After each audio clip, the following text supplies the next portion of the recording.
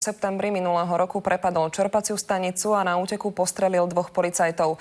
Tí prežili len vďaka rýchlej lekárskej pomoci. Jeden z nich je na invalidnom vozíku. Pozeráte sa na dlhoročného policajta Františka Barnáša. Minulý rok prepadol s 3 ďalšími mužmi čerpaciu stanicu v Nitre. Zväzovali mi ruky a skákal po mne. Ešte kričali, že poriadne mu to zaťahne.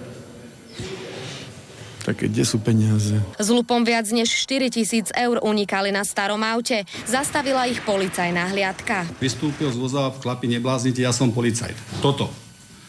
A týchto na to trošičku zastavilo, ale potom hneď vyťahol pištole a začal strieľať. To považujem za svinstvo.